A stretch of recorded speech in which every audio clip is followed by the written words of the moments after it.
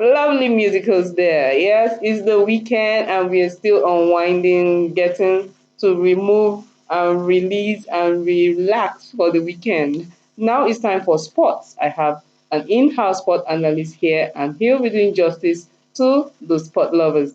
And he'll be telling us all we need to know about the activities happening in the sporting world. Who do I have here? He is Abdullahi Ajia. Welcome to Good Morning Abuja. It's always my pleasure appearing on this program. Oh, yeah. So you're going to tell us all the latest in the sporting world.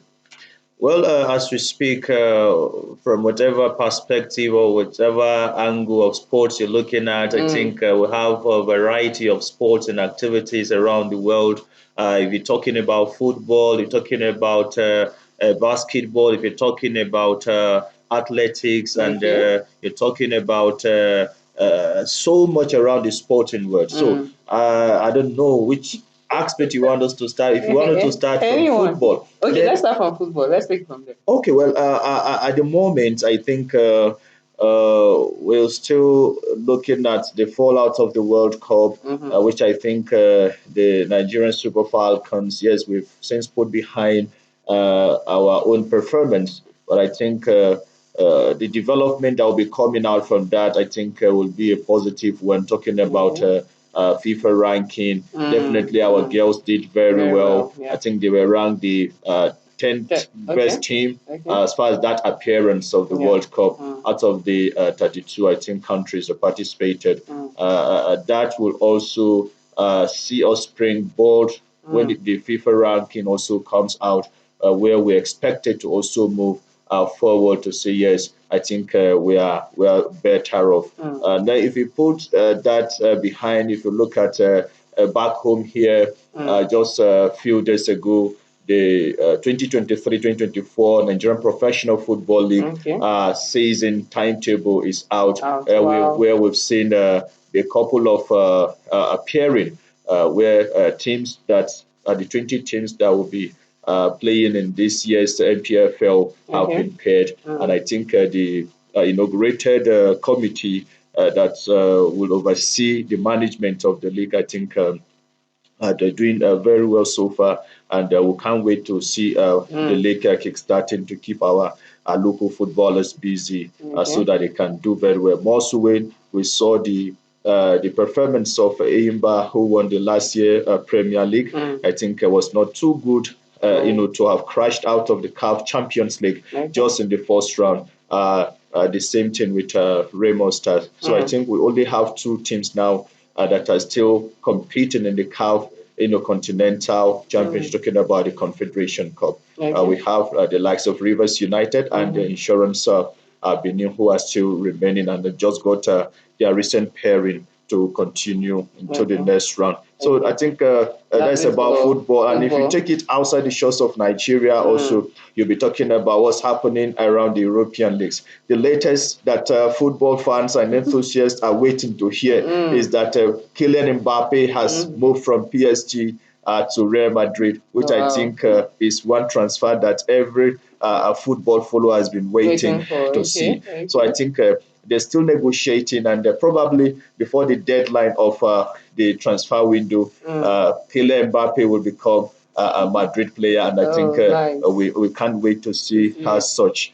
So if we leave it outside football, then athletics, yes, we saw the performance of our athletes at the World Athletics Championship in Budapest, Hungary, where I think we didn't win anything, which I think was too bad for athletics and also Nigeria. Mostly when we have other African countries who are taking advantage of their comparative advantage in some of these sports, maybe 5,000 meters, 800 meters, and I think they are clinching either gold, silver, or bronze, which I think is good. Unfortunately, our own medal prospect, talking about Toby Amuson, that we expected would have gotten us something by retaining the world title of the 100 meters women hurdles, I think fell short of that because she couldn't make it by winning any medal. So I think Nigeria at the end finished without any medal, which I think